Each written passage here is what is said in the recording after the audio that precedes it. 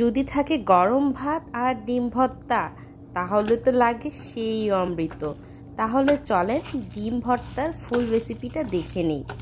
এই রেসিপিটা হলো আমার খাওয়া সবচেয়ে বেস্ট একটা রেসিপি, আর করতেও অনেক কম সময় লাগে।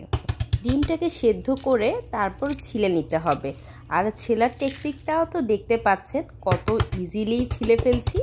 জাস্ট ট্যাপ করবেন আর একবারে খোসাটা ছাড়িয়ে দিলে হয়ে গেল। কি সোজা না বলেন তো? ডিম ভর্তায় যত বেশি পেঁয়াজ হয় আমার কাছে তো ততই বেশি ভালো লাগে। আমি হাফ সাইজের পেঁয়াজটা ছিলে কুচি কুচি করে কেটে নিচ্ছি।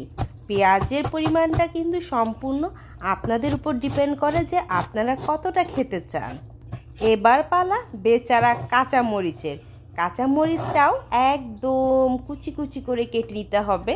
আর ঝালের পরিমাণটা এটাও কিন্তু ডিপেন্ড করছে আপনাদের ঝাল খাওয়ার পরিমাণের উপর। আপনারা কিন্তু কাঁচামরিচের সাথে একটু শুকনো মরিচও দিতে পারেন, এতে করে টেস্টটা কিন্তু আরও ভালো আসে। এখন কেটে নিচ্ছি সামান্য পরিমাণ ধনিয়া পাতা। এই কাঁচামরিচ পেঁয়াজের সাথে ধনিয়া পাতা হলে তো সেই জমে যায়।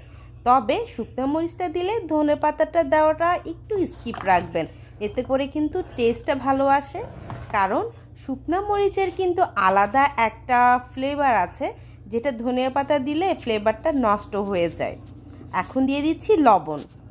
খুব ভালোভাবে চটকাতে হবে কিন্তু। চটকিয়ে যখন পেঁয়াজ থেকে একটু পানি বের হয়ে আসবে, মানে পেঁয়াজটা একটু হালকা নেতিয়ে যাবে, ওইভাবে যদি ভর্তাটা বানানো হয় একদম ভর্তাটা কিন্তু একের হয়।